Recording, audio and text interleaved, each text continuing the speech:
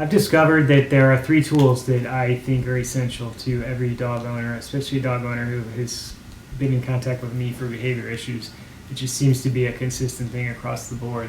And I'm going to talk about it in a little bit of detail, and probably not the way you've heard people talk about it, but it's important because it means a lot to what I do and what I've been able to do, and I've kind of discovered this. And I'm never one to say there's 3 things or you got to do this, this, this, and this. But what I'm seeing with every time we come across a dog who needs help with something and owner needs help, these things are always working, never bad, always going to get you through. And it's something you can easily do, easily put together, and easily have on hand. And even if you work full time, like it's something that every dog owner could implement. So stay tuned for that. But the first one is going to be sniff mats.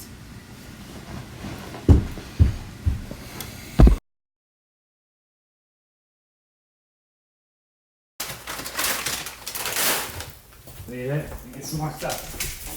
Yeah.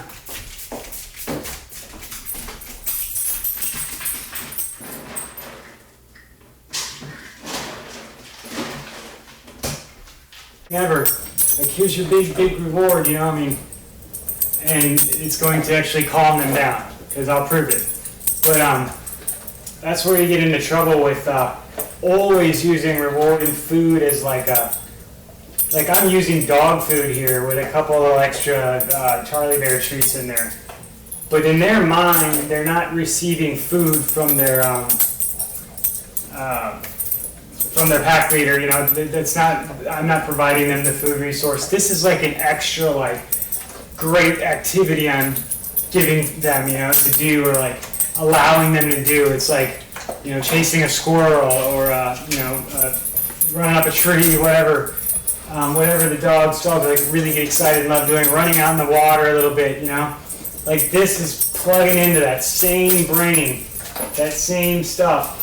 And so that's why it doesn't increase, it doesn't start getting higher, because it's normal for them. They're dogs, they forage around, start with a lot, it slowly goes down. Now you're always gonna have a little switch off, and every once in a while you'll get a little growl, but it's because they're enjoying themselves, they like it, and they want their sniffing, but not, I sit here right here with them. I would never let 2 dogs eat sniff mats in a room without being in there with it.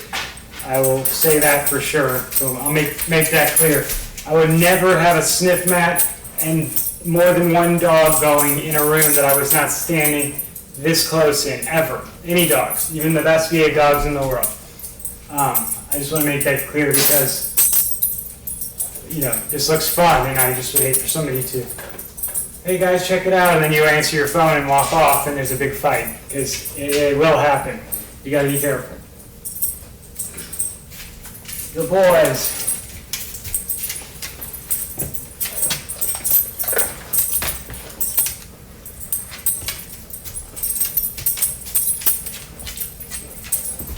So I'm going to kind of walk around looking for any missing ones. They check the other ones, see if he's missing any in his. And it's one of the greatest things, because instead of the dog running up and doing some great thing and you giving him a bunch of string cheese, and it's like you're getting them amped up and stuff. This is different. This is actually, it just feels like a very healthy experience when done this way. And I can say that because I've probably done this process right here 50 times in the last 3 weeks. So I see it a lot. And with totally different dogs too. And then some dogs that have never done it before. But you gotta catch them in that right mindset, A bored dog doesn't care, but a dog that's excited that I just got back inside and I'm here, and I was kind of detached, walking around, setting up the camera. And I was like, hey guys, didn't pay much attention. And we go to the sniff mat. And then it's like, boom, wow, I'm a very valuable, powerful meaning to those dogs right now. There's still some in here, Hitch, or the satchel.